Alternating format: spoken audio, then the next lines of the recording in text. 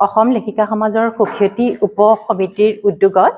অহা 21 ছেপ্টেম্বৰ তাৰিখে যোৰহাটৰ চন্দ্ৰকোমল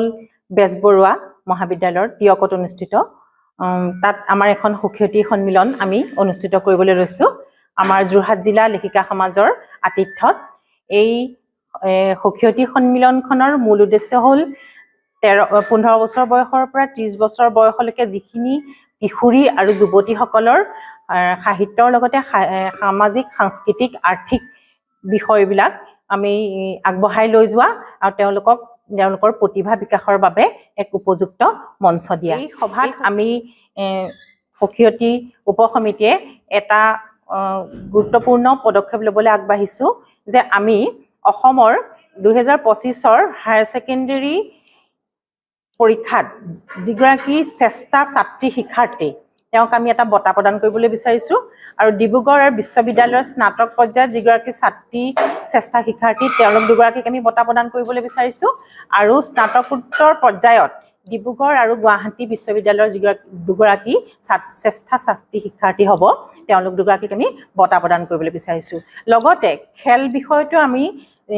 ছাত্ৰীসকলক আগবঢ়াই নিবৰ বাবে আৰু তেওঁলোকক প্ৰেৰণা দিবৰ বাবে যোৰহাট জিলাৰ 4 গৰাকী খেলুৱৈ ছাত্ৰীক আমি বঁটা প্ৰদান কৰিবলৈ বিচাৰিছো মূলতঃ ছাত্ৰী কুশলীসকলক আগবঢ়াই নিয়াটোৱে এই সুখ্যাতি সন্মিলনৰ মূল উদ্দেশ্য আমি সকলোৰে সহায় সহযোগত এটা উল্লেখযোগ্য দিন আমি অতিবাহিত কৰিম বুলি আমি আশা কৰিছো অধীনত আমাৰ 30খন জিলা সমিতি আছে 30খন জিলাৰ অধীনত আমাৰ যথেষ্ট আঞ্চলিক আছে শাখা আছে আমাৰ এতিয়ালৈকে বৰপেটা জিলা গোৱালপাৰা জিলা ৰঙিয়া জিলা তামুলপুৰ জিলা কাৰ্বি আংলং জিলা তাৰপিছত শিৱসাগৰ জিলা গোলাঘাট জিলা এতিয়ালৈকে আমাৰ যথেষ্টখিনি সুখ্যাতি আমাৰ নাম আহিছে প্ৰথম পৰ্যায়ত এৰিয়া যিহেতু প্ৰথমবাৰ আমি সুখ্যাতি সন্মিলন পাতিবলৈ লৈছো এইখন সুখ্যাতি সন্মিলনত আমি